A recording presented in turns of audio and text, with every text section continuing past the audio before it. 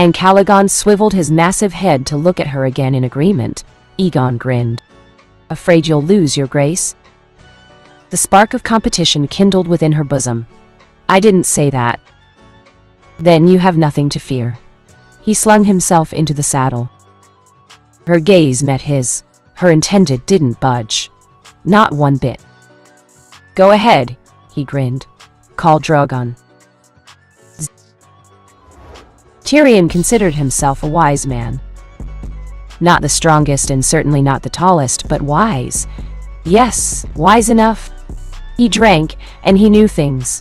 Well, perhaps less so the drinking these days. Still, he prided himself on reading between the lines, seeing things before others could, anticipating the actions of both allies and enemies alike. And this boded poorly. Yes, most poorly indeed. He had seen them together for several days now, Daenerys and Aegon, holding hands, talking to one another, conversing. They had flown away together some time ago, racing across the cliffs.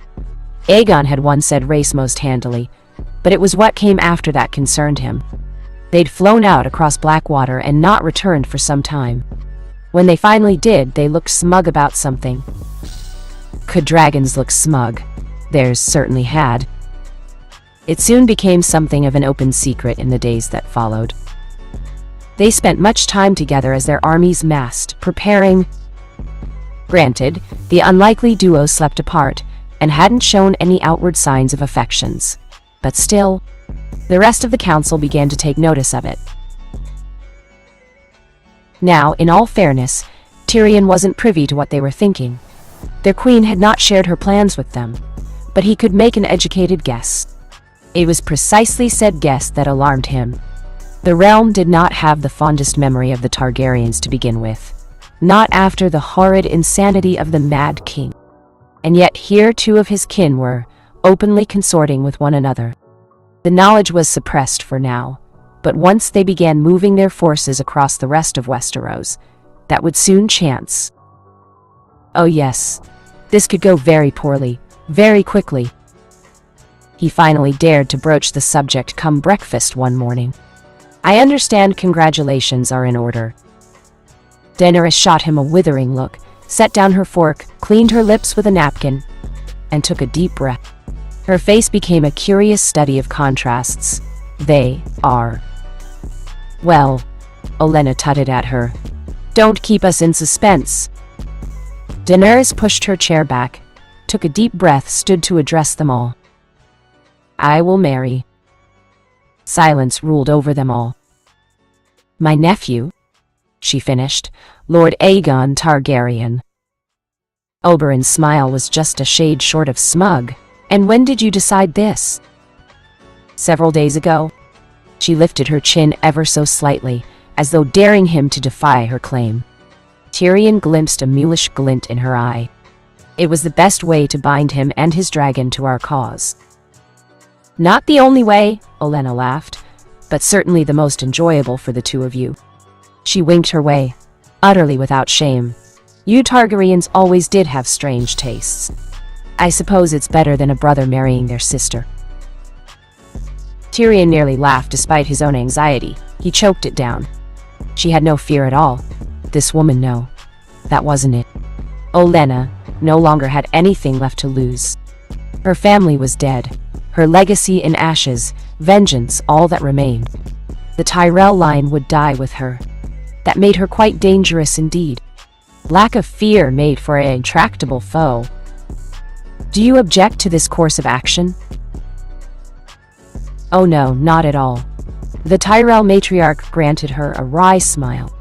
"I nearly found myself married to a dragon once, you know. The stories I could tell you." Her wrinkled face softened for a moment, and her eyes grew distant, as though she were somewhere far from here, somewhere better. Perhaps she saw her granddaughter. Then her gaze hardened and the moment was lost. "But I think not. No. I chose who I wanted. As have you, it seems." Their queen seemed to take strength from that.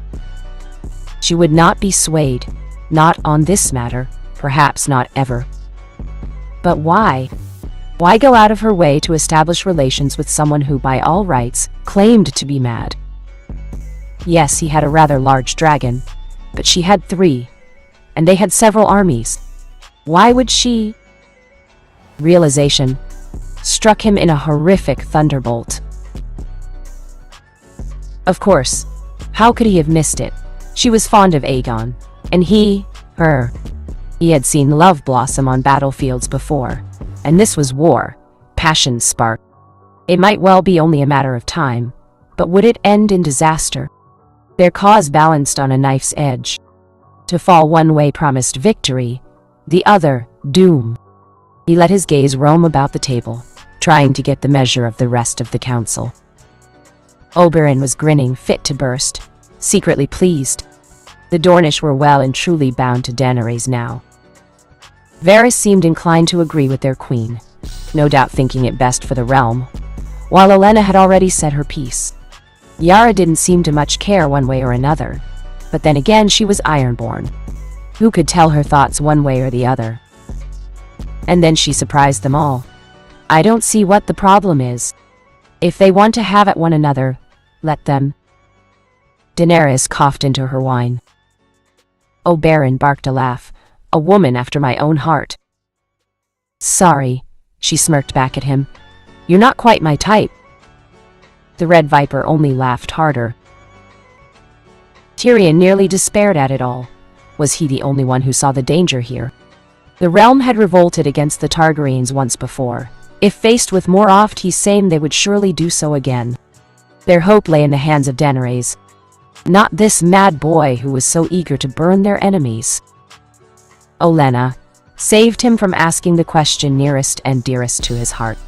And where is our dear prince, A mighty roar rattled the castle from top to bottom. He saw it then, the ghost of a smile upon their queen's face. I suspect he'll be joining us shortly. It was too much. He had to say something. My queen, are you sure this is wise? I do not think I know, she interjected, rendering his protest moot. He would happily burn half the countryside. And as I said before, she countered, I am not here to be queen of the ashes. So you say, Olenna tutted in mild disapproval. I'll say too now what I did then. How do you mean to take the Iron Throne if you restrain yourself? The doors burst open. Restraint? A familiar voice intoned. Who said anything about restraint?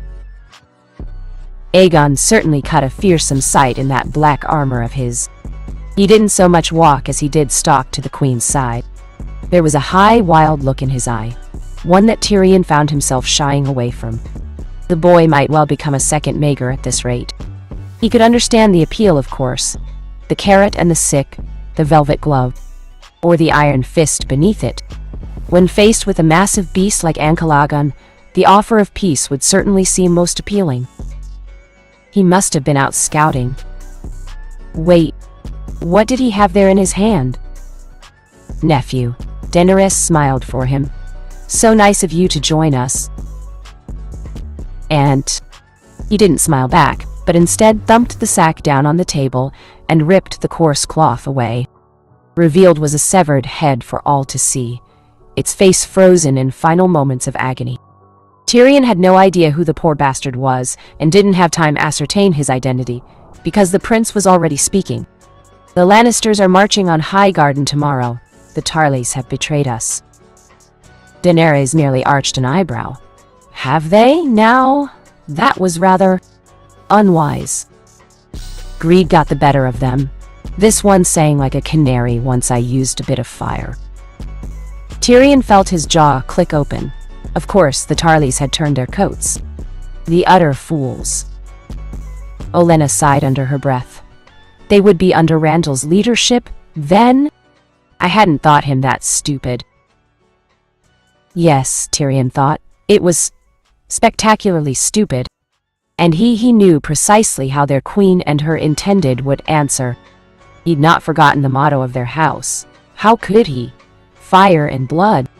They would unleash the dragons to reach Highgarden in time, and in doing so, all hell would break loose. As fate would have it, Tyrion was both very, very wrong and very right.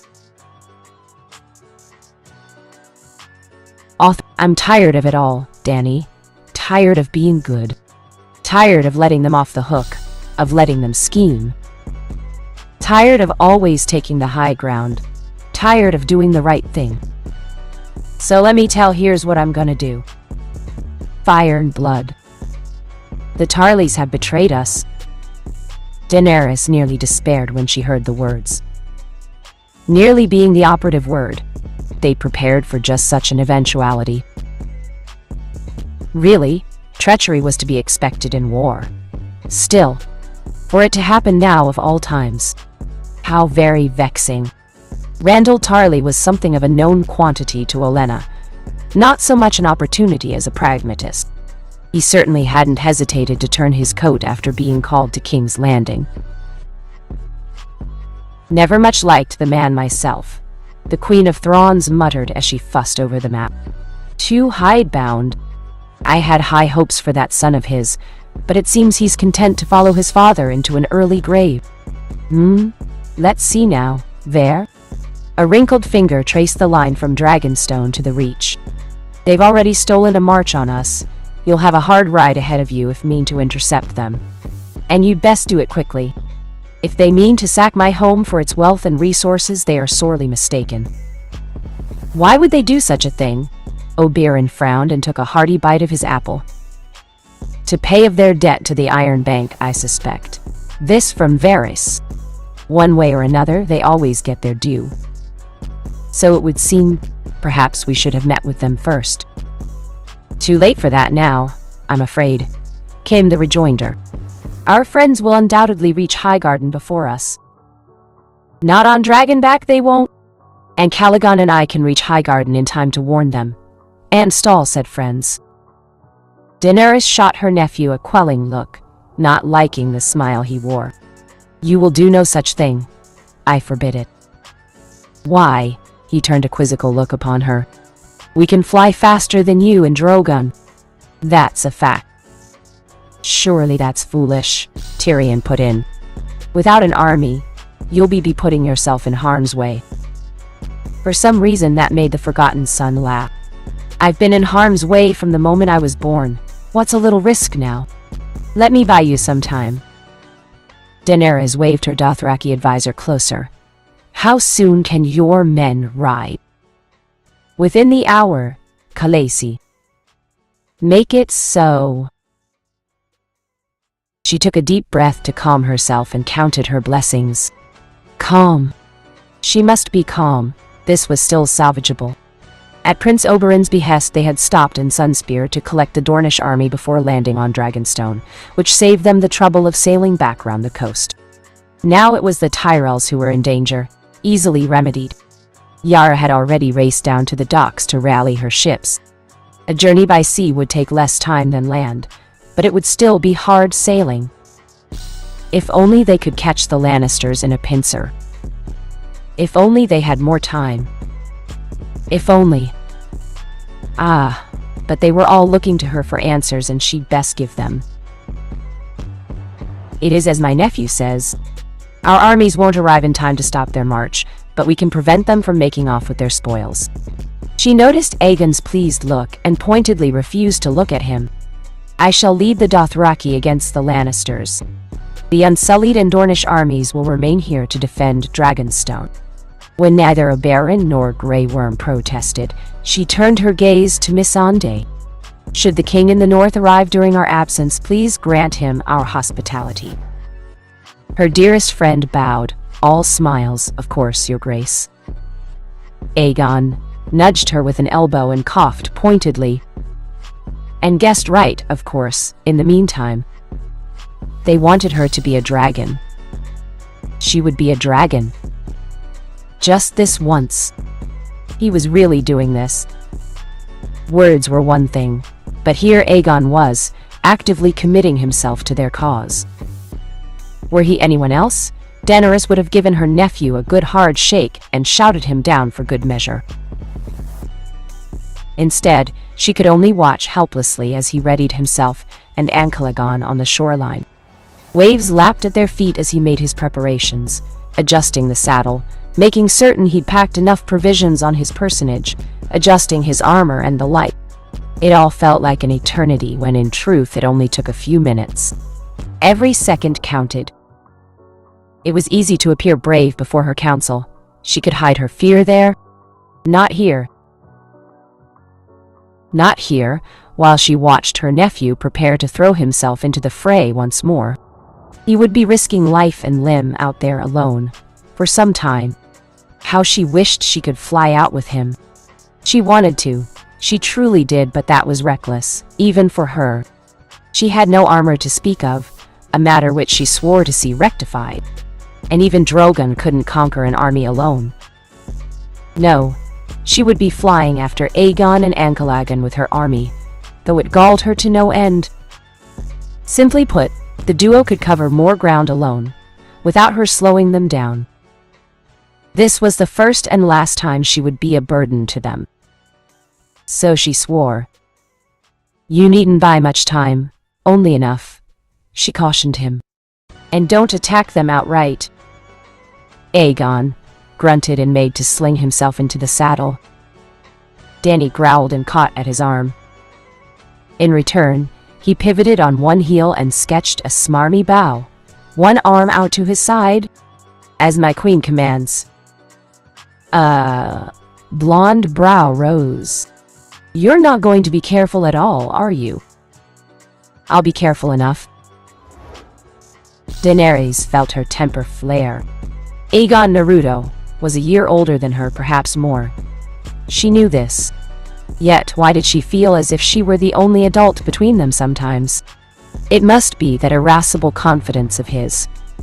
Despite his quick temper, he moved with a surety of purpose, never once doubting himself. Even now, with the gamble he was about to undertake, he showed no fear. Well, good for him. She, on the other hand, was feeling an awful lot of fear and terribly cross for it. "Don't look at me like that." His words drew her forth from maudlin thoughts, and she pivoted to find him wearing a wry smile. "I won't die." "How can you be so certain?"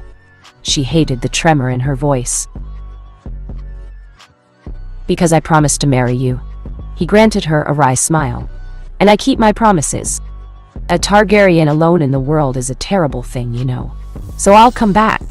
A hand settled on her shoulder, followed by another to hold her steady. "Every time. Here and now, I'll make you another promise." Belatedly, she realized how close they were standing to one another. Aegon closed that gap and leaned forward, forehead touching hers, voice dropping to a low whisper. "No matter where I go, no matter how many battles I may fight," his hands shifted, reaching down now to clasp her palms in his. "I promise to never die and leave you alone in this world." It was such a simple oath, impossible even. And yet, it sparked something in her. "Come closer, please." Aegon complied. The very moment he did, Daenerys grabbed him by the face, yanked him in, and kissed him soundly on the lips. Her intended stiffened in surprise, but only for a moment. Then he reciprocated, grabbing her in return, pulling her even closer, lips seeking hers with a startling hunger. She angled her head to deepen the kiss, and a low growl rumbled in his throat. It surprised her both that Aegon would be so passionate and that she'd enjoy it so. And she did, very much so, very, very much indeed. His kisses warmed her blood and set her heart ablaze. In his arms, the rest of the world ceased to be. She stopped thinking about the battle, about the Iron Throne, about anything but the young man lavishing attention on her lips. And now her cheek, followed by her neck, and... oh dear. She really was growing rather warm.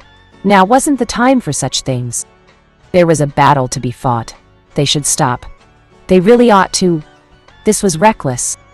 This was foolish. This might well get them both killed, but she couldn't remember the last time someone had evoked these sort of feelings in her. Her kissed her lips again, and she arched against him with a pleased noise, throwing both arms around his neck. And Calagon made an impatient noise above them. It roused Daenerys from her pleasant haze. Mastering herself, she took a deep breath and drew away to catch her breath. Aegon's arm was an iron bar around her waist, holding her close, preventing her from going too far. Daenerys found herself grateful for it, if only because it gave her an excuse to hold on to him in return. He looked just as flustered as she felt. Even now she could hear her heart bounding in her ears. Her blood was up, her dragon temper roused. Tyrells? What about the Tyrells? She wanted to tear that armor off him, drive him to the ground, take him now, and ride him into oblivion. But she couldn't do such things. Not here, not with so many eyes upon them. How infuriating it was sometimes being a Targaryen. "All right," she gasped the word out, beat back her desire, and stubbornly pressed her head to Aegon's chest. "All right, we'd best stop for now." She could feel her council watching from the bluffs, Olenna's approval, Oberyn's sardonic amusement, and Tyrion's gentle reproach. It would be hours before she saw her intended again, perhaps even a day. Suddenly, it felt like an eternity. "Do not die," she glared up at him, face flushed. "I forbid it." He kissed her forehead. Not a chance. She kissed him right back. Tyrion palmed his face. "This is going to end poorly." "And you are so certain of this?" Oberyn granted him a questing look. "They have a chance. It is not for us to say what will come of it. Have some faith." Together, they watched the prince climb atop his dragon. And Aegon righted himself with a ponderous groan, and lumbered forward on all fours, raising his wings as he went.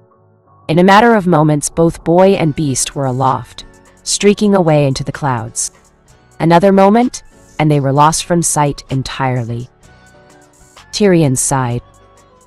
"Faith," Oberyn said. "Well, one could hope." And Aegon flew like the wind. Naruto luxuriated in it. He loved this. The wind in his hair, the sun on his face, clouds whipping past like so much mist. Complete and utter freedom of movement as his heart hammered in his chest. They were making good time, no, excellent time. And Aegon had surprised even him with his speed. An army could only move so fast, limited as they were by terrain, supply lines, and human endurance. Dragons knew no such limits. They had raced through the sky at breakneck speed for the better part of an hour now, the horizon hurtling by in a mottled blue-on-white blur. He reveled in it all. Faster they flew, everything barreling by, until quite suddenly, there it was. Or rather, there they were. "Burn them all," a familiar voice hissed in his ear. "It's what they deserve." He shoved it away with the patience of a man who'd long since lost his mind. Such a little thought. Such a tempting one. Naruto wanted to, oh yes, he did, more than anything. Simply burn the army below and be done with it. But he'd promised not to. Even in this warped second life of his, he held to that creed. Clung to it really because it was one of the few things keeping him from truly going off the deep end. Some things were still sacred to him. Besides, butchering the Lannister army and the Reach traitors in one swoop wouldn't be fun. They couldn't see him through the thick cloud cover, couldn't hear Aegon coming, gliding as he was now on silent wings. But he could hear them, sense them, see them even, marching toward Highgarden in their neat little rows. He might not have Kurama in this life, but he still had most of his gifts. Enhanced vision was only one of them. They were but mice to him, blissfully unaware of the hawk wheeling overhead, ignorant of the danger, until its sharp talons closed around them. And this, it would be the perfect ambush. He wondered what their screams would sound like. The enemy didn't know about Aegon, or him, for that matter. Another gaze below now, as he considered his plan of attack. The Reach was beautiful to be sure with its rolling grassy plains, but it lacked something terribly important. Cover. They were utterly out in the open down there. It was so tempting to just swoop down on them and burn them to ash. So very tempting. They would be dead before they truly knew what hit them. But that wouldn't satisfy him. Let the Lannister army have their scorpions. If they thought those piddly pea shooters would stop Aegon, they were in for a nasty surprise. A low rumble rattled his body, distracting him from such pleasant thoughts. I know. He looked down and gave Aegon a brisk pat. In many ways, he reminded him of Karama. We promised not to attack before Dany got here, remember? And wasn't she someone to think about? He'd never had a kiss quite like that before. She ignited a fire in him, one he'd thought long since dead. If that was what their marriage was going to be like, then he very much looked forward to it.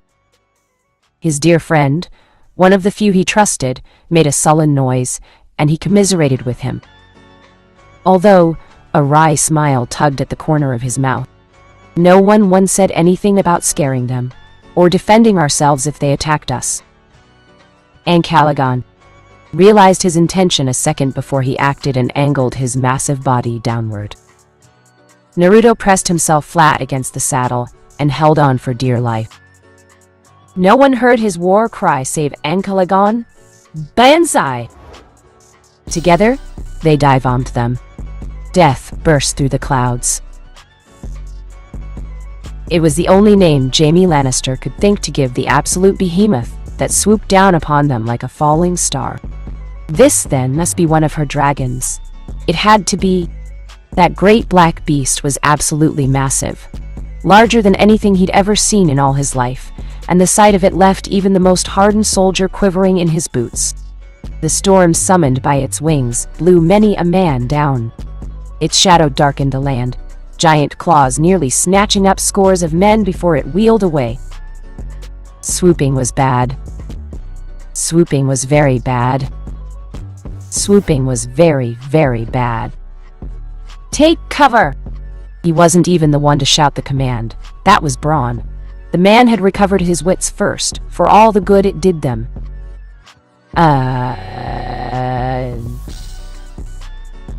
There was no cover to be had. Everyone went mad. The Golden Road was wide and long, while the dark waters of the Blackwater rush promised an awful demise to any man in armor. Shouts went up from the army as some turned to flee, while others cowered behind their shields. A few plucky souls dared to draw bow and shoot at the dragon, for what little good it did them. No arrows could pierce through those scales. It only angered the beast. A roar shattered their formation, breaking apart like so many leaves before a storm. Jaime's mind began to race. They'd left Qyburn's scorpion behind with the baggage train. Too late to fetch it now. He could only watch, horrified, as it circled them lazily, then swung back to land some distance away. 7. Not hells, Bronn muttered beside him. Hell! There's a special place for a beast like that, and it ain't with any of the bloody 7. As though to echo those very words, the dragon landed squarely between them and their destination, spread its wings wide, and roared. The world fell silent. Jaime glimpsed something moving on its back. Someone. Might that be the so-called mother of dragons he'd heard so much about? No, that was a man. He could tell that much even from here, said man dropped from the beast's back. There was something about him. Something different. Something worse. If Daenerys was the mother of dragons, then this was the father of death and despair. His black armor seemed to drink in the sunlight itself. He stalked their way, devouring the distance between them with long strides. The closer he came, the more fearsome he became. He looked just like Rhaegar, sans that wicked black eye patch. And in a moment, Jaime knew. The forgotten son. Naruto strode forward at a languid pace, trying to quiet the hammering of his heart. Not from fear, oh no, quite the contrary.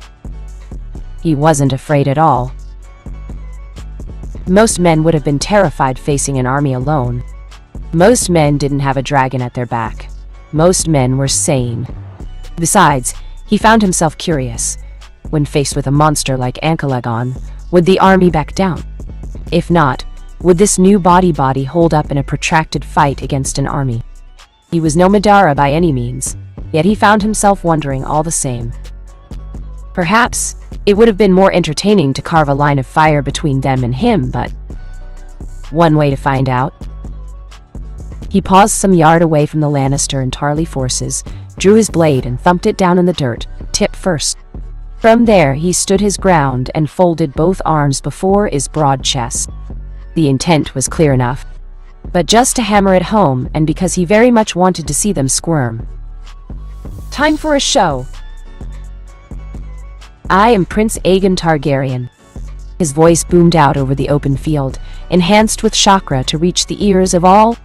I speak for Daenerys Targaryen, rightful queen of 7 kingdoms. He spared them the titles. He had no need for them here.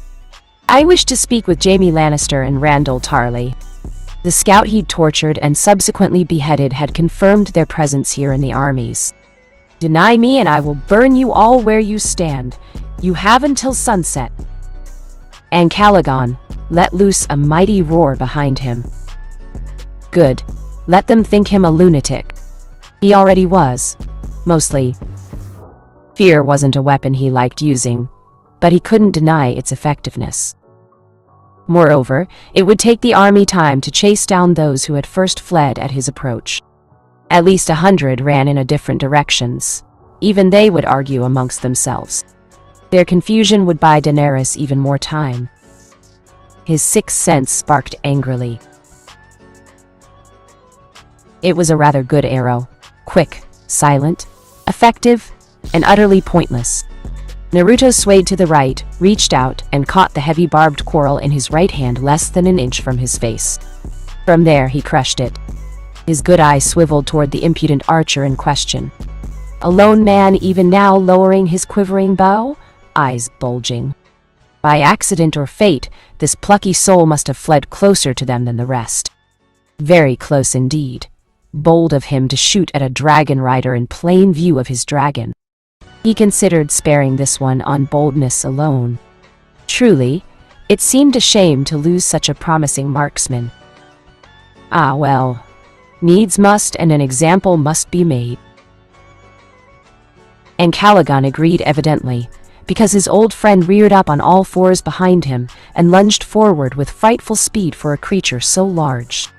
The archer didn't even have time to flee. Giant jaws closed on the man, leather armor and all, and snapped him up, devouring him whole. From there, the dragon turned his head aside, spat out the broken remains of the archer's bow, and hissed at the army before them.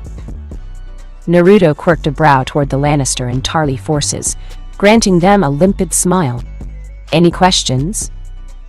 He heard a few whimpers carried away in the breeze. No one dared shoot his way again. His point gained, he placed both hands on the hilt of his sword and settled into wait.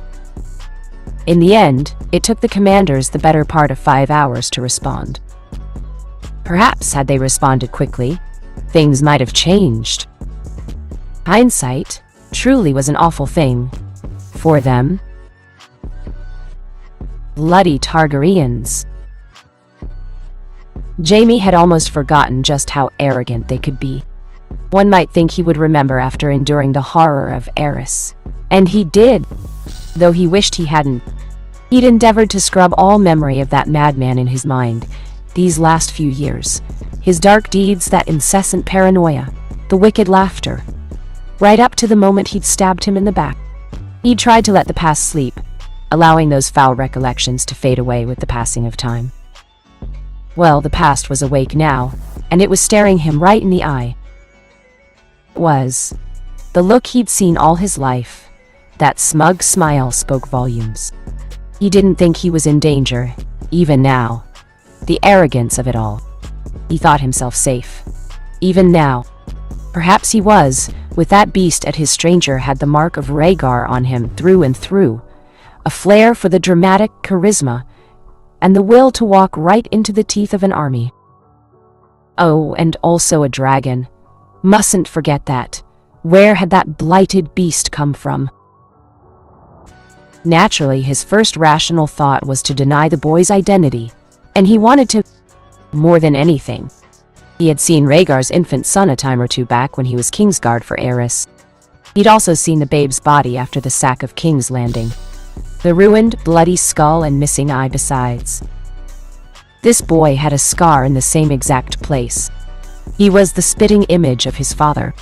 He couldn't be anyone else. How was he alive? How had he survived? How had he remained hidden for so long? It also brought another, far more sinister question to Jaime's mind. If he was here, then where was Daenerys Targaryen? They didn't dare advance their forces now. Any attempt to do so would meet with disaster. That dragon didn't even need to take flight. With a beast that big, he could just crash right through the army, and they wouldn't be able to do a bloody thing about it. With that horrifying scenario in mind, he'd already sent a rider to King's Landing for reinforcements, and Bronn to bring Qyburn Scorpion out the wagon train. For now, it was in their best interest to wait. Every minute spent gave them precious time. And so after much argument, he marched forward to meet him. Him and Randall, Tarly, both. Alone. The latter looked downright mutinous at the prospect of facing this boy, but out they came. Aegon's beast lounged patiently in the background, utterly uncaring of their approach. The prince himself considered them, tilting his head like a wary fox. "Sir Jaime Lannister," he grinned after a long moment. "I thought you'd be bigger. But you're definitely the one. Long way from home, aren't you, Kingslayer?" Jaime lifted his chin. "Aegon, you look good for a dead man." "I do, don't I?"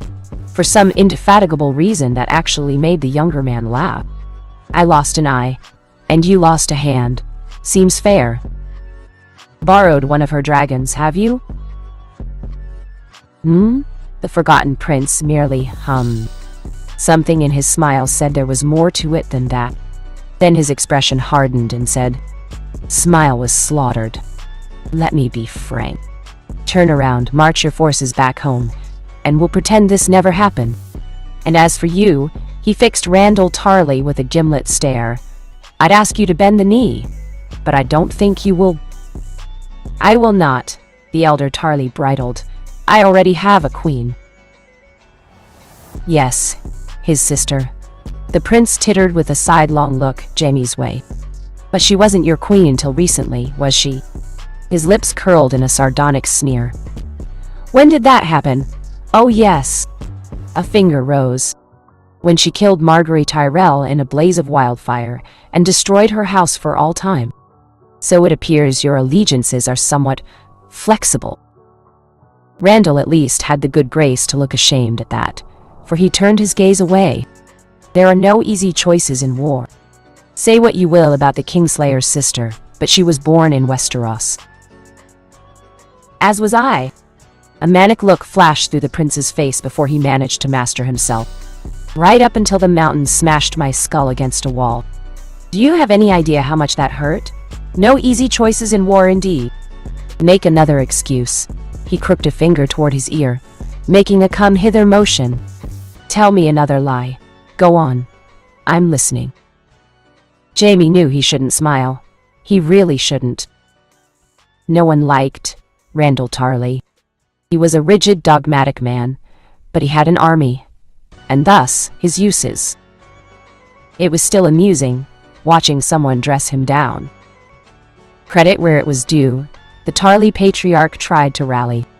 "Your so-called queen wasn't even born in this country, aye." "Wrong again." Even Jaime smirked a little at the peal of laughter that followed. Dany's mother gave birth to her at Dragonstone, if you recall, shortly before they were forced to flee from Stannis. Last I checked, that tiny isle was still considered part of Westeros. She didn't even grow up here. And how could she have him? Aegon stepped to him, heedless of the growl the older man gave. If she'd set foot in this country without an army, her head would have been on a spike by the end of the day. You of all people should know this, given you were a Targaryen loyalist during the war. His good eyes softened upon him.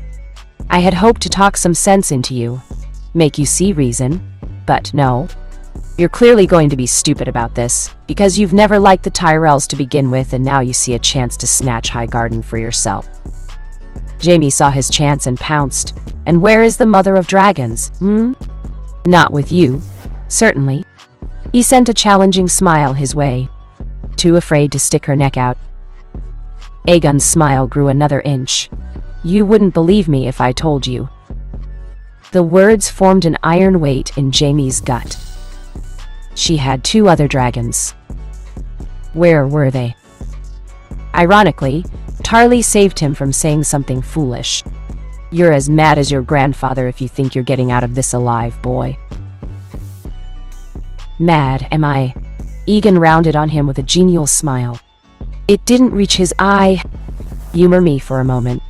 If Aerys were here, if he were still alive, if he had a dragon, he would have come down on your army with fire and blood. He would have burned you all alive without a second thought and laughed as you cooked in your armor. He looked left, then right now, relishing the words.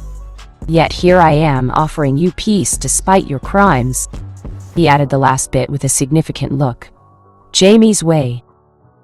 Oh, it was his turn now, was it? Randall puffed up. Why, you impudent little whale. Be quiet. A hand rose, cutting him short. The adults are talking. I have no more words for you. Jaime knew he shouldn't. He really shouldn't. Yet he couldn't help but rise to the bait. And what crimes are those? The prince looked him dead in the eye and tutted softly. Treason, for one. And so they circled back to his namesake once again. For killing your precious grandfather, I take it. No. The word both rattled and surprised him in the same moment. Aerys was a horrid man, and Rhaegar, my father, became so obsessed with prophecy that he tore the realm apart. They made their beds, and now they lie in their graves. No, I'm talking about more immediate treason, of the fiery variety. He winced despite himself. I'd hardly call it that. Lady Olenna betrayed the realm new. Ha! Another sharp peal of laughter burst through the air, rusty and bitter. Of course she did, you blind, bloody fool. Your sister, he spat the last word, murdered her son and her grandchildren in cold blood because she couldn't bear the idea of facing trial. Tell me, how would you react if someone massacred the entirety of your house? Lannisters pay their debts. He would have slaughtered the ones responsible. Aegon saw the answer in his eyes. The silence is your answer. Jaime forced himself to swallow his initial response. In the darkest corner of his mind, he'd never truly understood why Cersei had done what she did. By her own account, she'd falsified Tommen's signature while father was abed recovering from Tyrion's attack. She'd all but resurrected the Faith militant to get at Margaery Tyrell. And it had worked. Until it didn't. Until it backfired spectacularly on her. By that logic, the incident at the Sept was too well timed for his liking. All her enemies in one place, all gone in a blaze of wildfire, using one of the very caches placed by Aerys himself. Burn them all. She'd been so smug afterwards, even after Tommen's death. Burn them all. No, he reproved himself. Don't think that. No, she isn't anything like the Mad King. Burn them all. Cersei's crimes were never proven. He shook his head and forced the words out over a heavy tongue. What happened was a tragic accident triggered by a misplaced cache of wildfire. The Mad Prince winked his way. Now who's the liar, Kingslayer? Randall scoffed. Enough of this. You clearly have no interest in negotiating with either of us. An open palm cracked across his face and snapped his head to one side. You dare! Didn't I tell you to be quiet? This is me negotiating. The prince put in plainly, lowering his arm. I've just told you to turn around and go home. Do that and we can avoid bloodshed today. Speaking of which. In a single swift movement he leaned past them, eyeing the army at their backs. Jaime realized his intention a second too late. "Men of Westeros," Aegon called out to them, "this is your one and only warning.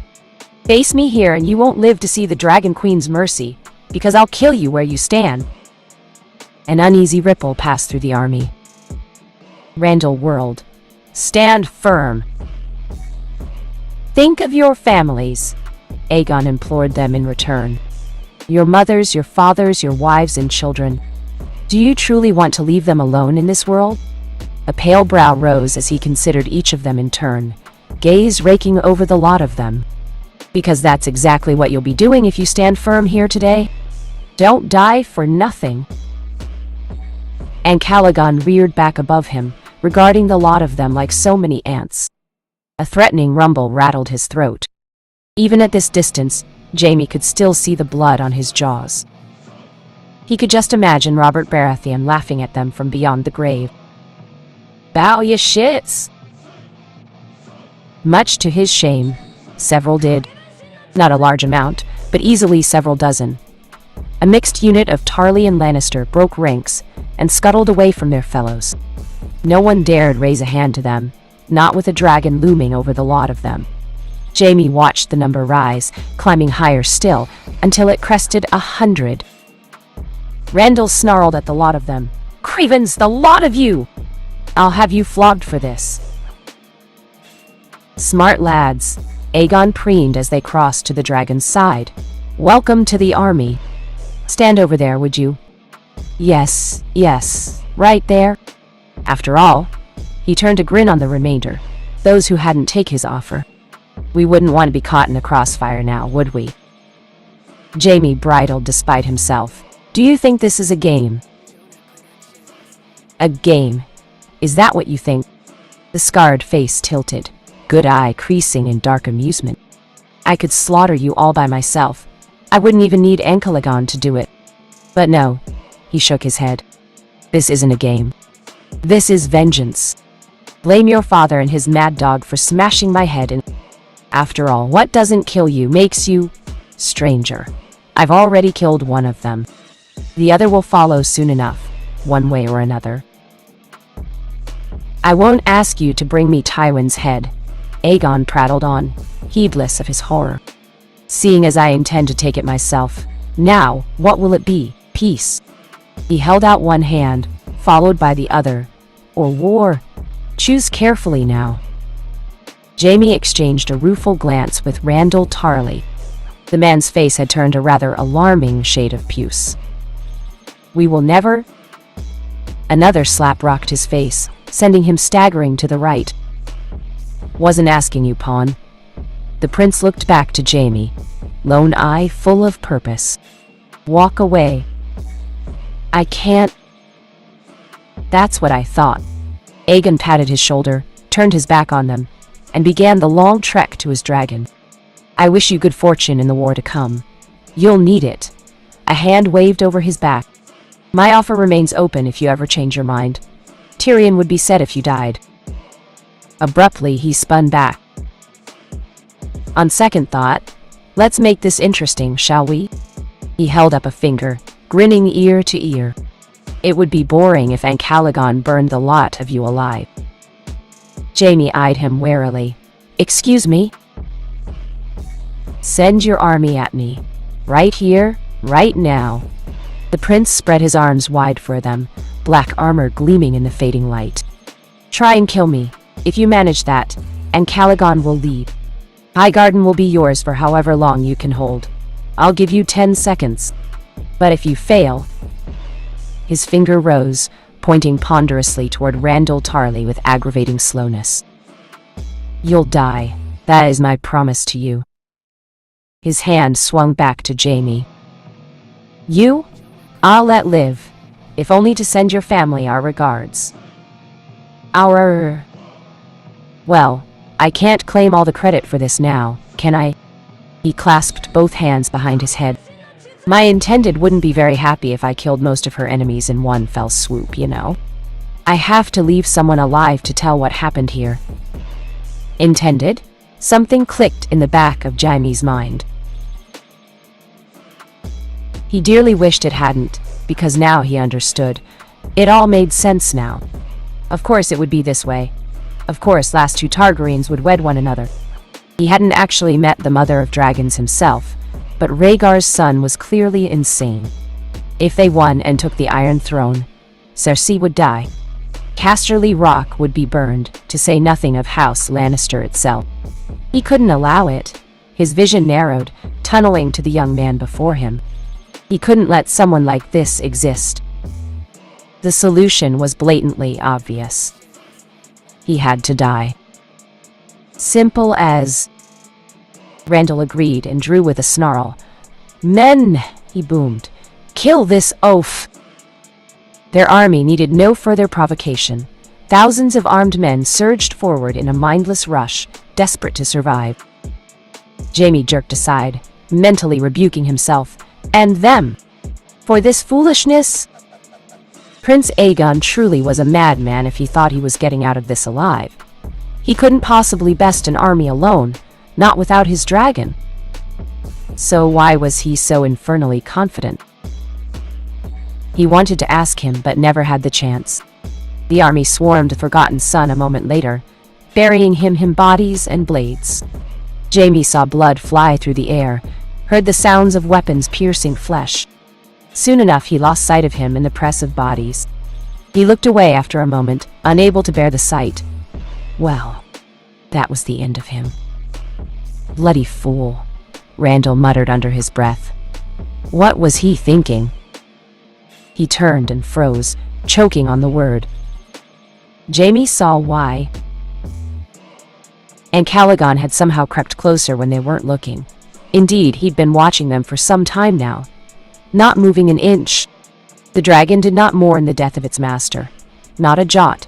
It didn't react at all to what must have been a grisly death. It was every bit at its ease, like a cat considering a band of starving, desperate mice. Quite suddenly it raised its head and looked over their heads. It trilled softly. "Ah!" Muffled shout was their only warning. Soldiers flew through the air. Bodies hit the floor. Jaime rounded on the sound, eyes bulging. Aegon stood before them, covered in blood, grinning like a lunatic, uncaring of the weapons embedded in his body. What was he?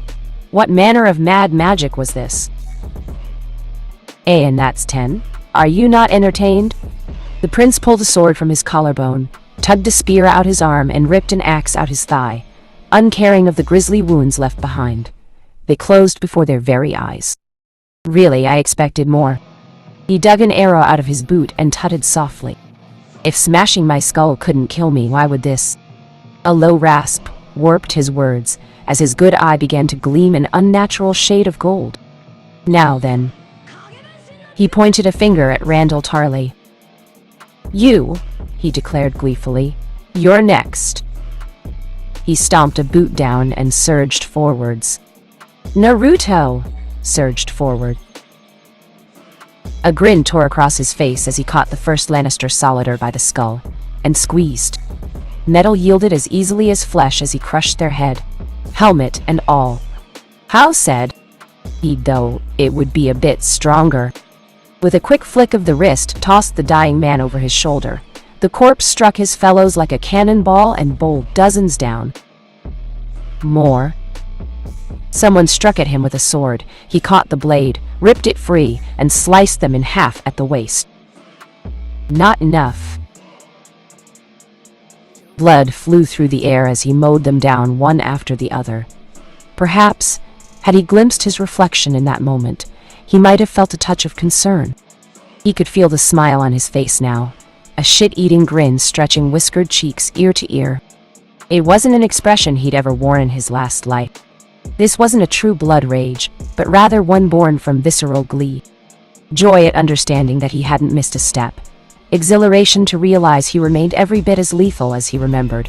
And finally, laughter when he knew they couldn't stop him. He needed more. 10 seconds. He'd given them 10 seconds to satisfy his curiosity on a whim, to see what they could do. As expected, he really couldn't die that easily.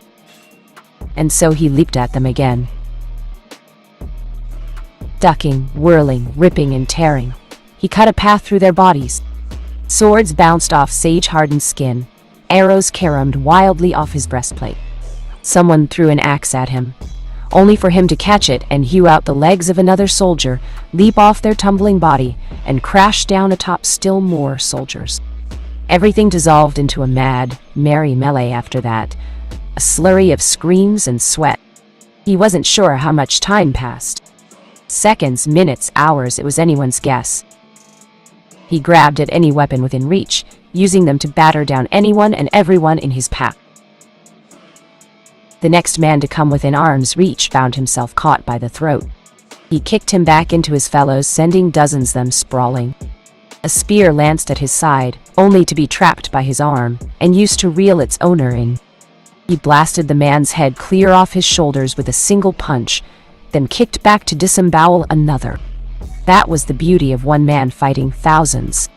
Yes, you would be vastly outnumbered, but those numbers prevented them from attacking all at once. And when they did, they only got in one another's way. Case in point, someone tried to bash him with mace, only to trip over a swordsman who'd had the same idea. Down they went, tangled up in one another.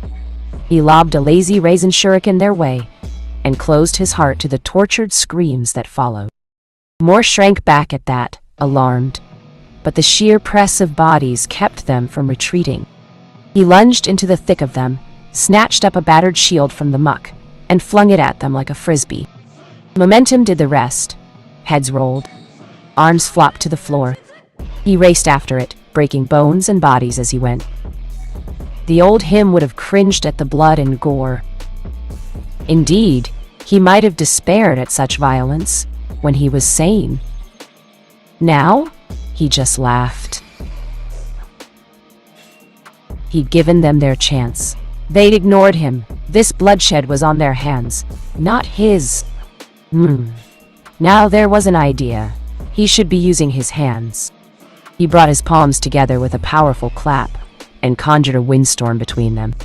Invisible blades scythed out in a shockwave, slaughtering dozens in singular column of destruction. For the briefest moment, there was a pause. He pivoted and found the soldiers beginning to break. Now, he could see it in their eyes. There it was, the fear, that awful mind-numbing, bowel-voiding terror, the realization that they were going to die. "Archers!" He heard someone bark a command in the chaos. "Knock!" Oh ho, he knew that voice. He'd lost him in the melee. Draw. For a moment the ranks parted and he saw Randall. Tarly gazed down at him, sat astride a glorious white warhorse. He thrust an arm forward at him. "Loose!" The sky darkened with 100 arrows. "Nice try, traitor." Roaring the last word, Naruto knelt and punched a fist to the ground, cratering it. Chakra flowed forth. He took it and bent the earth to his will, folded and floated around his body, creating a protective dome, effectively cocooning him. The arrows never reached their destination. They skittered harmlessly off the shell he'd created, leaving him untouched. Cries of dismay were music to his ears. He grinned within, steam parting from his lips in the gloom.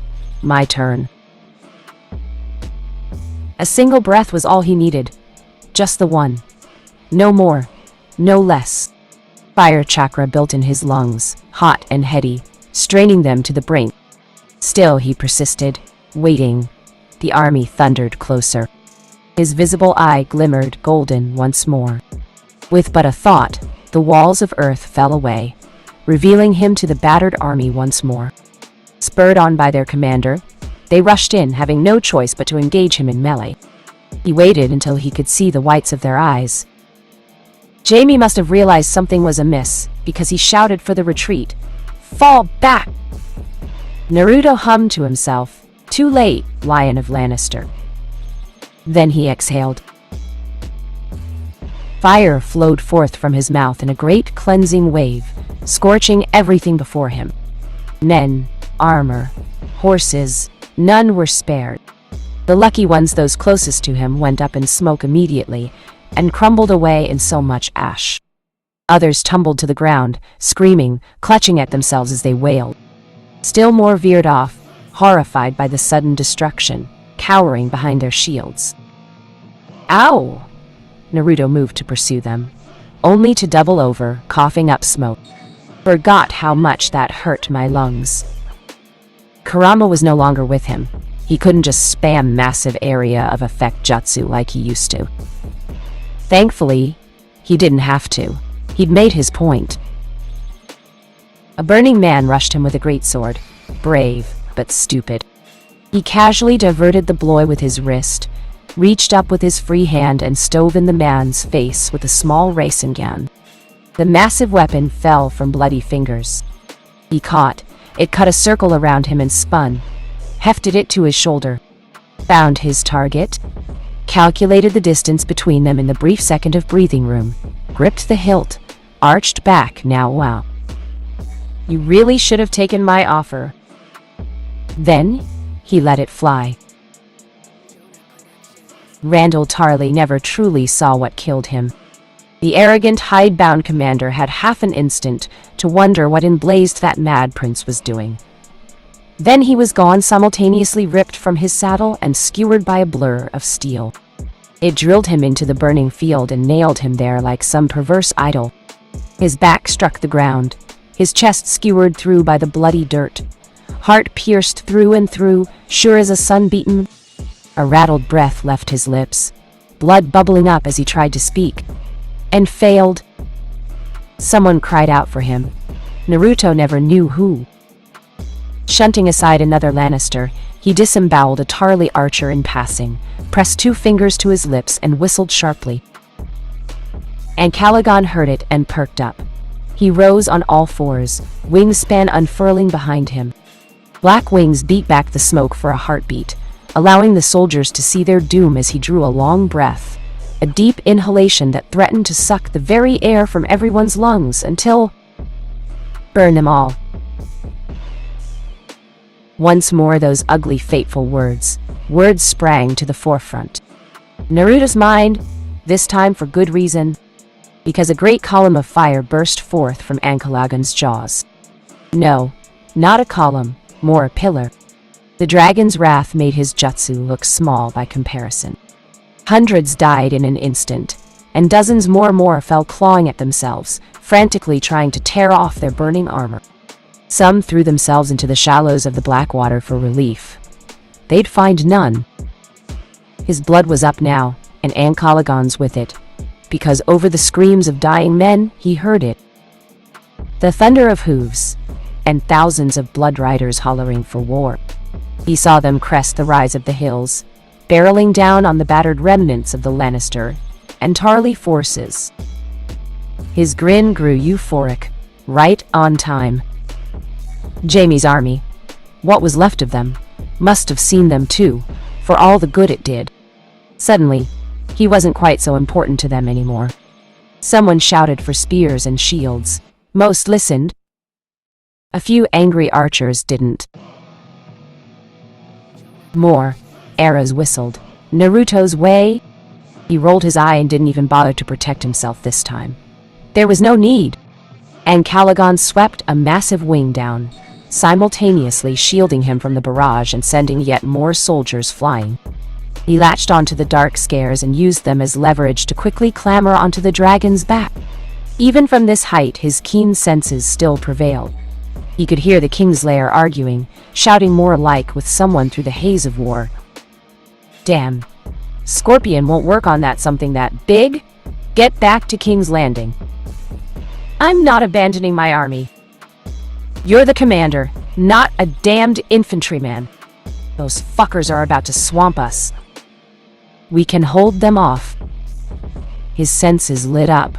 No. An almighty roar shattered the sky. And Calagon looked up to answer in kind. Naruto's heart soared, and he knew Jaime's must have sank even as he heard it. Not a heartbeat later, he saw Drogon burst from the clouds at speed, flying right behind the Dothraki. No, ahead of them now, head forward, wings arched back to glide. He glimpsed a pale head of hair atop the dragon's back, a small body crouched low, clutching at the spines of his neck. Closer now. Daenerys didn't disappoint him, didn't even hesitate. Not even when she saw the chaos below her, the army nearly routed. He was sure she'd have words for him later, loud words. He was looking forward to that. For now, she spurred Drogon forward, face grim. Naruto knew what came next. Rather than take flight, he urged Aegon forward, sweeping the Lannister and Tarly forces before him with fire and claw. One dragon at their backs and another at their front, supported by a Dothraki horde. The outcome was never in question. Jaime had an instant to realize his mistake. That little bastard. He'd stalled them. Daenerys Targaryen didn't have 3 dragons. She had 4. There was no way out. Not for him, not for Bronn, not for anyone. No way out but through. For a moment, he could have sworn he heard a single word shouted on the wind. He heard it a second too late. Dracarys. The world erupted. Fire and blood. My, you poor fools. You have awoken the dragons. May the gods have pity on your souls. For those 2 shall not. Future scene. Burn them all. There were days when Tywin Lannister dearly wished he had died on that bloody privy. That he'd simply succumbed to his wounds and slipped away in his sleep. Today was such a day. Death was often a tempting notion in his darker moments, a simpler alternative to dealing with the drudgery of his humdrum existence. Once he had been powerful. Once the 7 kingdoms had feared him. Once he had all of Westeros at his fingertips. Now he was a broken shell of a man, clinging to what remained of his life. How unseemly. These days his chest ached with nearly every other breath he took, and he had to walk with a cane. Tywin expected he would need the infernal thing for the rest of his days, few though they might be. Had those crossbow quarrels struck just a little closer to his heart, he would be moldering in a grave right now. Sometimes he wondered if Tyrion had shown him mercy, if this was what he'd intended for him all along. No, that was unlikely. His spiteful son to kill him that awful night. Death would have been preferable to living with this madness. Pycelle had saved him, but only just. He was gone now and Kevan with him. The former stabbed to death, the latter consumed in a blaze of wildfire. All because of Cersei, his foolish, stupid snit of a daughter who had brought about the ruin of Thayer House. Or rise as some might call it. Now it was Cersei who wore the crown, and once more, he found himself cleaning up after another vicious idiot. She thought herself untouchable now, something she took great pleasure reminding him of every chance she got. A fresh pang of pang shot down Tywin's side at the thought, causing him to snarl as he walked. He knew the truth. That, at least, he could take some grim satisfaction in. His daughter was an idiot. Were she anyone but the queen, he would have cast her in irons and thrown her into the black cells. The Mad Queen, they were calling her. This wretched, vicious woman had tainted the legacy of the Lannisters beyond any hope of repair. No house would trust them after that ghastly wildfire incident. Fear them, yes, but fear, as he'd begun to learn, was brittle. It could be broken, shattered, given time. Aerys had been feared, and everyone knew what fate befell him. Common sense said Cersei would follow that lunatic into the grave. But this time there would be no Jaime Lannister to save the day. He was away, sent far afield to deal with the treacherous Tyrells. Even were he here, Tywin very much doubted his son would be willing to repeat his prior act of regicide. No, the realm was stuck with Cersei. For now. That could change. Would it? Should it? In the end, it all came down to family, legacy. It was the family name that lived on. And what a foul family they'd become. "Lord? Tywin," someone called out to him in the hall. He pivoted to face them, cursing softly as his side protested. "Speak." It was some minor squire or another. He couldn't be bothered to remember their name. "A messenger, my lord hand." The page rushed up to him and bowed deeply at the waist. "He's ridden hard from the Blackwater rush." His blood ran cold. No, surely not. It couldn't be. "Well, what news? What has happened?" The boy told him, for the message was brief indeed. What was already a bad day soon became considerably worse. 0, 0. This was the field of fire all over again. Slaughter in the simplest sense. Everything burned. Men in armor, horses and wagons, even the very ground itself, nothing was spared. Fire and blood everywhere, smoke and screams, and the smell. By the gods, the smell! Daenerys had forgotten just how foul it was. It rose in the air to choke her, stinging her eyes and clogging her lungs even at this height. It was different now that she'd seen it from the other side. Her heart softened a little towards the soldiers below. If it was this bad here, it must be a madhouse on the ground. Was this what Aegon the First saw? Had her forefather, the Conqueror, looked upon this very scene, all those years ago when he eradicated House Gardner? How had he felt then? Powerful, mighty, invincible. She imagined it must be, although she wasn't foolish enough to think herself untouchable. Below her, the slaughter continued apace. The Lannister and Tarly forces weren't prepared for their ambush. Why would they be? Dragons had been gone from the world for decades. No one was prepared for their return. Not truly. She spotted a cluster of resistance nestled below them. Archers taking aim at her. With but a word, she urged Drogon toward them. Hail of arrows challenged her as she swept in. Drogon turned aside, letting them bounce harmlessly of his scales. And he burned them all. Daenerys tried to close her heart to the screams that followed. She did not entirely succeed. Flying made her feel powerful. It was intoxicating. With but a word, she brought death to dozens, no hundreds, now. She hadn't slain this many since the massacre in Meereen, not since she'd scorched the Master's fleet at anchor. Those men had deserved it. Did these? No, she mustn't lose herself to guilt and regret. That way lay madness.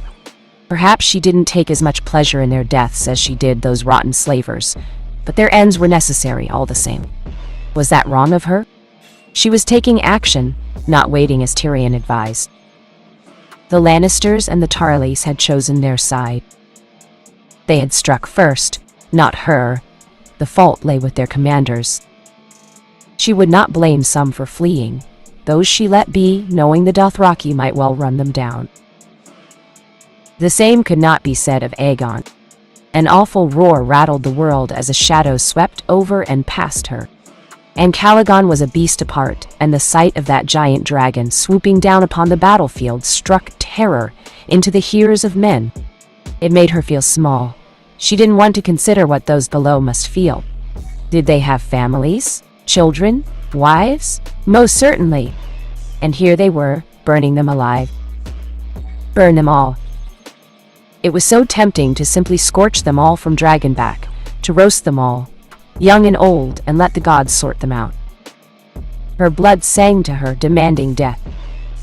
So very tempting. But she mustn't. She was not her father, no matter what some might say. She was not mad. She refused to be mad. She would never go mad, however cruel she might seem to those on the outside looking in. She was painfully sane and doubting herself almost every other moment. But she couldn't, mustn't, let that control her. She would endeavor to kill them quickly. Some stood apart from the rest on a small hill, having already laid down their weapons. They looked on and watched their fellows burn, yet made no attempt to flee. A few fell to their knees as she swept past, hands up to beseech her for mercy. So many. There were at least 100 of them. Had they surrendered to Aegon already? She tugged Drogon to the right and he wheeled away, sparing them for another day. Far be it from her to attack those he had brought under his protection. Not so the others. And Aegon showed no mercy to their enemies, and Drogon knew none. They barreled down time and again, burning all who dared oppose them. Arrows clattered off their scales. Men were snatched up in their jaws or crushed in their claws. Swords could not reach them. Horses could not outrun them. It was, in every way, a slaughter. Many a man perished cowering behind his shields, roasted in his armor. Those who fled faced her Dothraki, and they knew even less mercy than she. Was this not enough? There was no honor in attacking a fleeing force. Perhaps something hurtled past her face. What in the world? She barely caught a glimpse of it. A black bolt whistled through the air, passing perilously close to her. Far too close. Daenerys jolted and nearly lost her grip on Drogon. Her blood burned at the near miss. Where? There! She spied a large contraption of some sort amidst the smoke. Large enough to be seen even from here. Someone was moving it. Arming another bolt, perhaps. She wouldn't give them a chance. Drogon must have seen it too amidst the smoke. He was already spreading his wings wide and angling toward it before she could even think to prod him. Together they blitzed the would-be archer, fully intent upon smashing both him and that ghastly contraption to pieces. She could see it now. It was some kind of giant crossbow with a crank at the back at that. Drogon inhaled deeply and opened his gaping maw wide, ready to roast. An odd whistling noise filled Dany's ears, and her world went sideways. 0, 0. The scorpion barked. Drogon fell from the sky. Naruto saw it from afar, and his world went red. That tore it. Only one thing for it then. Burn them all. Bronn did not have time to savor his victory. He was still watching the dragon fall from the sky, only just heaving a sign of relief when the shadow fell over him. Finally, he heard it. Then, the great beating of black wings. Squinting in the haze, he looked up and swore softly. Bugger. In his haste to deal with one dragon, he'd forgotten about the other one. But the prince hadn't forgotten about him. No, sir. He looked proper pissed up there, and that beastie of his was rearing back to flame. Oh, bugger indeed. He dove for safety, a heartbeat too late. Qyburn's scorpion exploded behind him, erupting in a shower of molten metal and torched timber. Flame kissed the back of his neck, and his head struck the ground. No, struck something solid. Wreckage and debris struck his back and buried him alive. The world swam around him for an awful, visceral moment. He closed his eyes, praying the fire wouldn't find the rest of him. And then there was darkness. Drogon landed hard. Daenerys felt it rattle her very bones. Her precious child had managed to right himself at the last instant, wings beating furiously. But it did little to stall his momentum. He crashed down on all fours and howled his fury at the world. His tail flicked out and crushed nearby into splinters. Men fled at his presence, running for their lives, none daring to come near, not with another dragon in the sky. She was livid, well, and truly furious, and slid off his back without a second thought.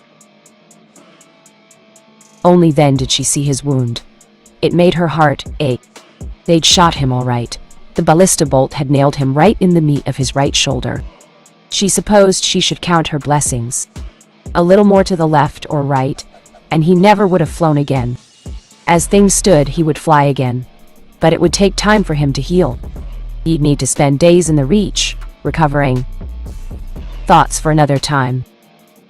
She pushed such them aside as she moved to regard his wound. Drogon saw her and his head came down with a sullen whimper. She stroked the scales of his chin, whispering softly. Shh, you'll alight. He made an annoyed noise. Such a child. The bolt had to come out, of course. She couldn't well leave it in. Aegon would have had no trouble dislodging it.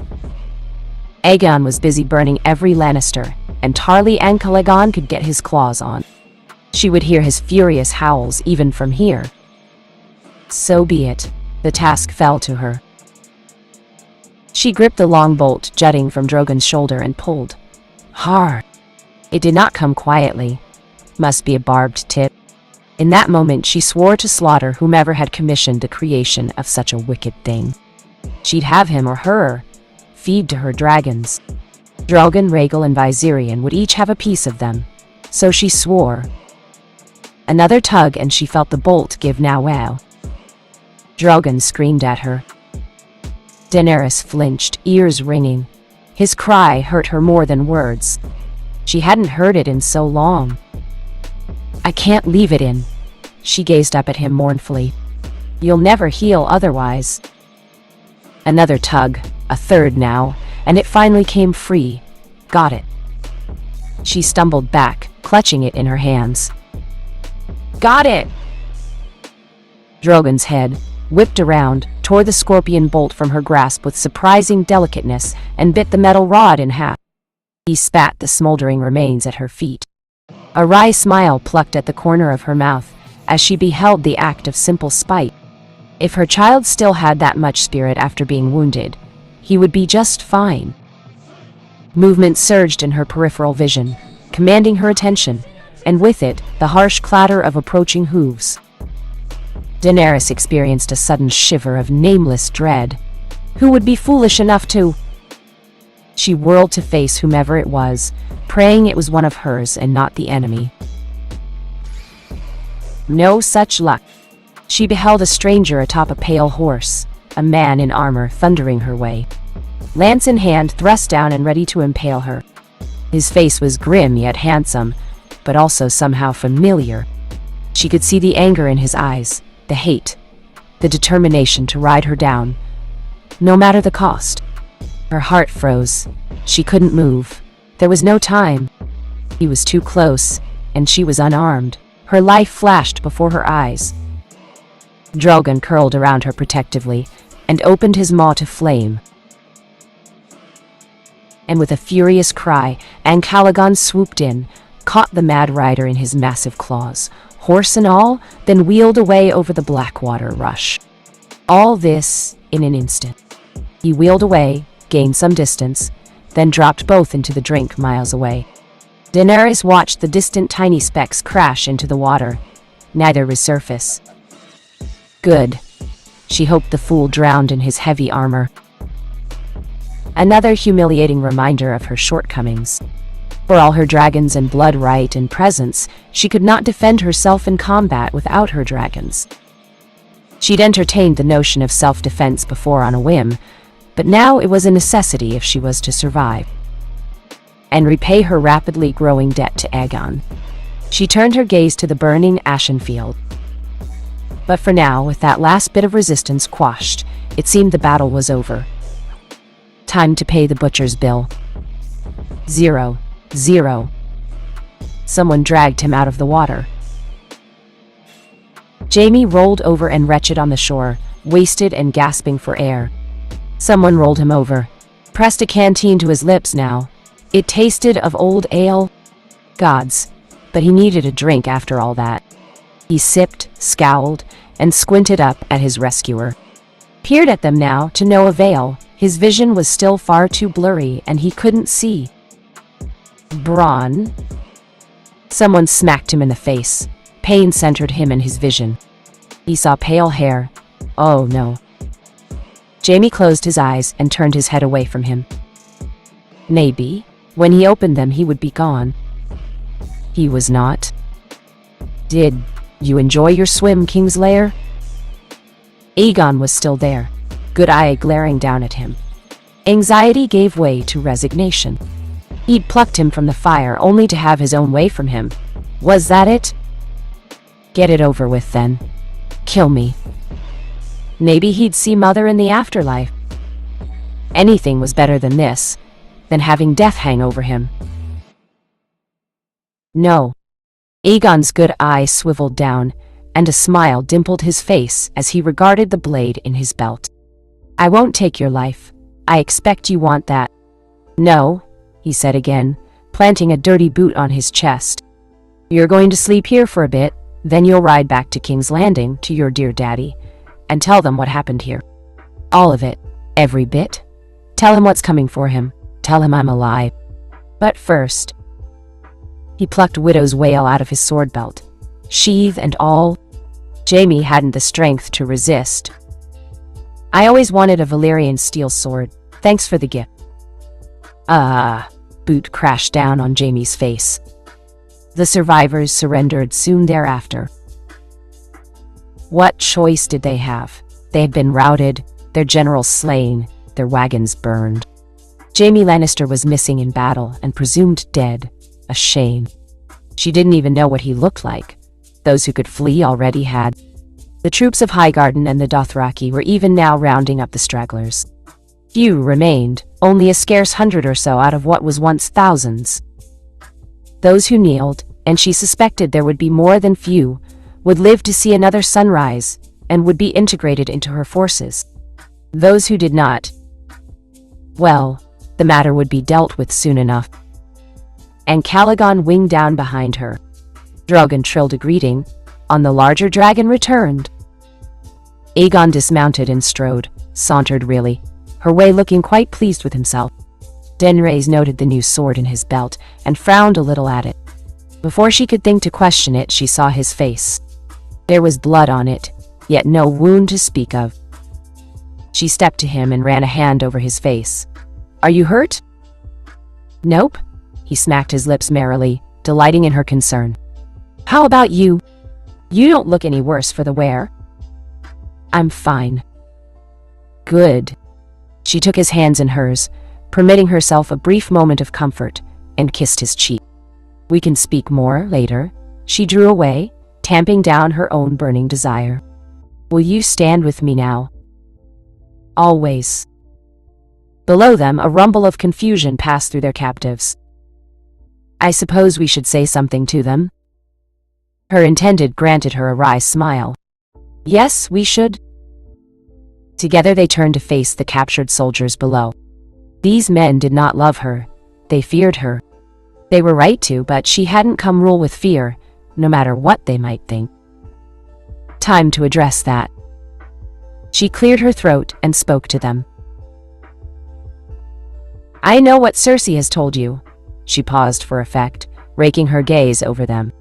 "That I've come to destroy your homes, murder you, and orphan your children. That's Cersei Lannister, not me. I'm not here to murder needlessly, and all I want is to destroy the wheel that has rolled over rich and poor, the benefit of no one but the Cersei Lannisters of the world."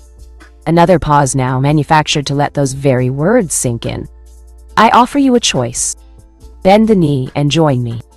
Together we will leave the world a better place than we found it." Some were already kneeling. Good. "Or refuse and die," she finished. Some more knelt at that. Not many, but some. She took note of their faces. For while some knelt, others did not. Others stood tall. Her gaze settled upon one in particular. "Step forward, my lord." When he did, she smiled. "Will you honor me with your name?" "I am Dickon Tarly," he faltered only a little. "Son of Randall Tarly." She gazed upon him. "You will not kneel." The boy did not answer. Tyrion tried to rally. "Bless him. You are the future of your house. This war has already wiped one great house from the world. Don't let it happen again. Bend the knee." Dickon refused to speak. Did he think silence would spare him? "Your Grace," Tyrion whispered aside. "Nothing scrubs bold notions from a man's head like a few weeks in a dark cell." She shook her head. "I meant what I said. I'm not here to put men in chains. If that becomes an option, many will take it. I've given him a choice. We will see what he makes of it. Your Grace, if you start beheading entire families..." "I'm not beheading anyone." The dragons rumbled behind her. Daenerys watched the color drain from Tyrion's face, saw the horror in his eyes. Was his faith so easily shaken? Did he think her mad like her father? Her own faith in the man was on somewhat shaky ground itself. Could he not understand a bluff when he heard one? She had no intention of burning men alive. She knew how that would look, and the fear it would inspire. No, they would be given a quiet dose of poison and a peaceful death. Aegon hard argued for it at Dragonstone, and she could see the mercy of it. All that remained was his decision. She looked back to Dickon. "What is your choice, Lord Tarly?" Aegon finally cleared his throat and stepped up beside her. "Be better than your father. Think of your family." That got a reaction out of the younger man. "You speak to me of family? After what you've done?" "I do, my lord." "You killed my father." "Your father was a twat." It took everything she had not to smile at Aegon's casual dismissal of the man. "I offered him a chance to escape, and he spat in my face." Aegon's grim countenance remained unwavering, but she could see the light in his eye, the monster within ready to act. "Family means everything to me, as it should yours. You would do well to dwell on the fate of yours should you die here." Dickon brittled. "And now you threaten me." "It is not a threat." His words held a promise and implicit all their own. "Will you kneel?" Dickon, Tarly gulped once. He looked to Daenerys, now made uncertain. She stared back until finally, reluctantly, he made his decision. Dickon grit his teeth and bent the knee to her. With him, the rest followed, one by one. Daenerys felt a little thrill of pride. Aegon had done what she could not. She had chosen her future husband well. "There is something you should know. I cannot have children." "Who decided that? Some dusty old witch you burned." "You decide such things, not her." Future scene.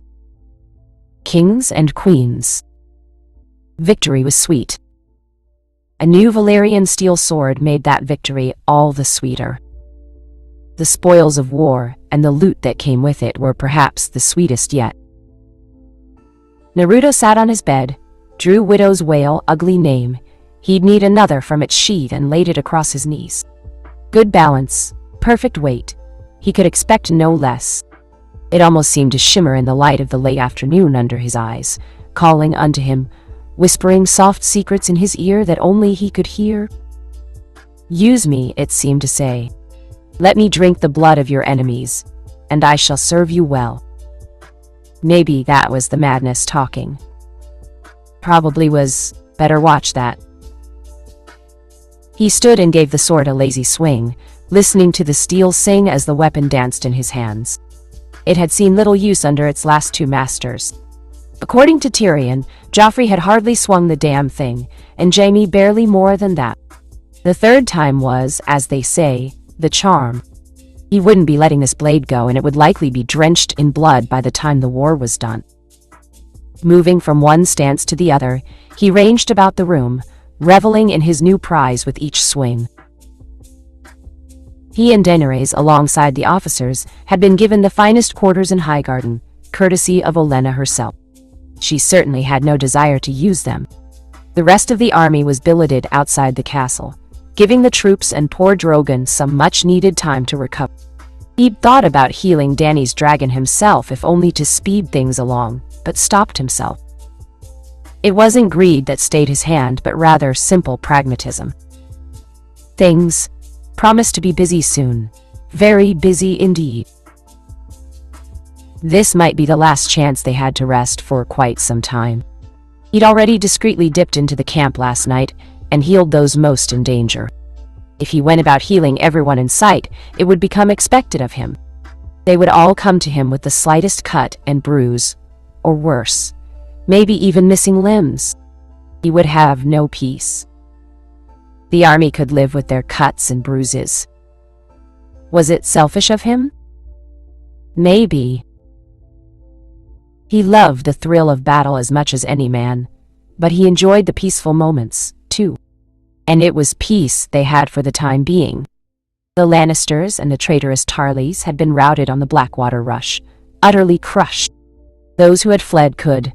They would trickle back to King's Landing piecemeal, and eventually the Mad Queen would learn of her failure.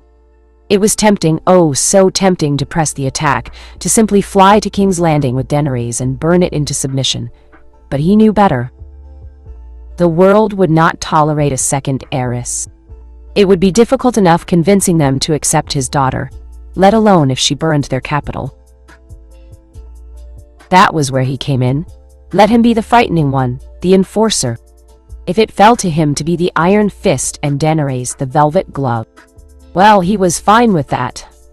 Let her be the carrot, and he the stick. He didn't mind being feared. Fear was an old friend. He'd learned to live with it once before, and he would do so again. He'd close his ears to what fools thought of him. He knew what he was. He was mad, yes, but he was not a monster. Dany knew that, and so did he. He would show them. He'd show them all. Someone knocked softly on the door.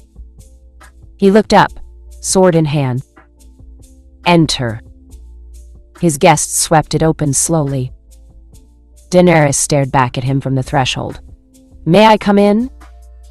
Naruto blinked for a moment, startled by what she was wearing. She looked lovely. Quite lovely indeed. Gone was the dour dark garment she'd worn during the battle. In its place she'd changed into something altogether brighter, likely due to Highgarden's climate. It was some strange sleeveless blue wrap of a dress made of both cloth and leather. One clung to her body, emphasizing her curves while offering a window of sorts slightly the chest, above the chest. With her hair down she looked almost relaxed. Dare he say content? He found his curiosity aroused, among other things. Wherever did you get that? This? She granted him a coy smile as she stepped into the room slowly, hips swaying. I once wore this on the road to Meereen. Those were simpler times. Her eyes seemed to stare past him for a moment, doubtlessly reliving some distant memory, only she was privy to. Everything seemed so much easier then. She performed a little twirl, and he glimpsed her exposed shoulders in passing as she spun back to face him. Do you like it? Very much. Very, very much. He wanted to peel her out of that dress, slam her against the nearest wall, and you. He coughed into a fist, sheathed widow's wail, took a moment to master himself, and nodded slowly, trying to stomp down the desire she'd sparked in him. Blue suits you. You should wear it more often. Is that so? Something sparked in her gaze. And what of you? Her gaze raked him up and down, admiring his new attire. You seem rather proud of yourself. Aye. Curious choice of words. Was he? Naruto Aegon took a moment to consider himself in the mirror as he considered his black and red double with matching trousers, washed hair, and freshly shaven face. When paired with his eye patch and widow's wail, he looked downright roguish. But her words haunted him. Was he proud of their accomplishments? Yes, he decided. Yes, he was. Together they had routed an army, won a decisive victory, and increased their forces, all in one fell swoop. Cersei would never get the resources of Highgarden now. That was sure to make her furious. She would have to look elsewhere for wealth, and food for her precious city. Where would she even find it? He didn't envy her the task. Better yet, the next warden of the South would owe quite a bit to the Targaryens. Without them, Highgarden would have been sacked, its harvest and riches picked clean. From here, they had a path to both Casterly Rock and King's Landing. Once they fortified Highgarden, they could make inroads toward both. He would wait to see what their next move was. Dany's gaze strayed to Widow's wail, silent in its sheath, and drew his eye in turn. You took that off the Kingslayer, didn't you? I did. She didn't ask if he'd left Jaime alive, and so didn't say otherwise. No point in sowing discord where none was to be had, you know? I heard he had a Valyrian steel sword. She stepped to him and he caught the faint scent of perfume. May I? He offered her the sheathed sword with both palms and let her have a look at it. The mother of dragons struggled with it for only a moment, then drew the blade a bit, exposing an inch of flawless steel. She considered her reflection within the gleaming metal for a long moment, shook her head, then sheathed it with an effort. I've decided to take up a sword myself, she handed it back to him. I was vulnerable there at the end of the battle. I never wish to feel that way again. His brow furrowed, turning her statement over in his mind. Was she asking what she thought he was asking? Alas, his tongue betrayed him as surely as his eagerness. I could teach you a few things. Her gaze went half-lidded, eyeing him intently. I believe you could. Their eyes met. Something sparked between them again. She stepped a little closer and he found himself reaching for her, drawing her into his arms. One hand settled about her waist, the other still clutching his sword. Then she kissed him, and Widow's Wail was forgotten, cast aside upon a nearby table now, as her mouth strove against his. His blood burned and his palms settled against her hips as she tilted her head, seeking the better angle. When she bit his lip in passing, he laughed and held her closer, fingers dancing about her waist. Her hands weren't idle either. She reached up, cupping his face the better to hold him fast. Her feet glided backwards to the bed and he followed, letting her tug him along. She struck the mattress first, then it creaked under his weight as he joined her. Passion had him, and he only had eyes for her. Gods, he wanted to take her now. Tear off that blue dress, lift her leg and have his way with her. She was already reaching for his doublet as their lips tangled, threading her hands beneath the dark fabric to caress his ribs. Off it came, exposing his chest to her and I. Wait. Something came over her and she stilled suddenly, planting a hand on his bare chest. Wait. A lesser man wouldn't have. He heaved a sigh, but complied. What's wrong? There's something you should know.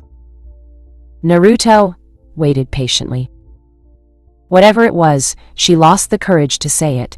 He saw the courage flee from her eyes.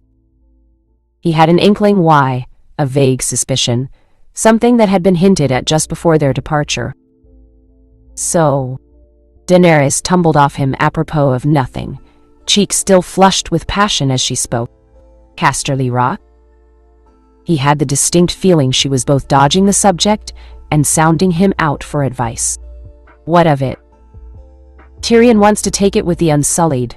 I would have your thoughts on the matter. Well, that certainly cleared up things now, didn't it? She was after his advice, all right? He rolled his good eye. Tyrion's an idiot where his family is concerned? Or willfully blind, he amended at her sour expression. Taking and holding it has no real strategic value for us. We'd have to divert some of our army to keep it, and doing so only serves to make the Lannisters look bad. But they already do, don't they? Dany said the words aloud, even as she realized them. We beat them bloody on the Blackwater Rush.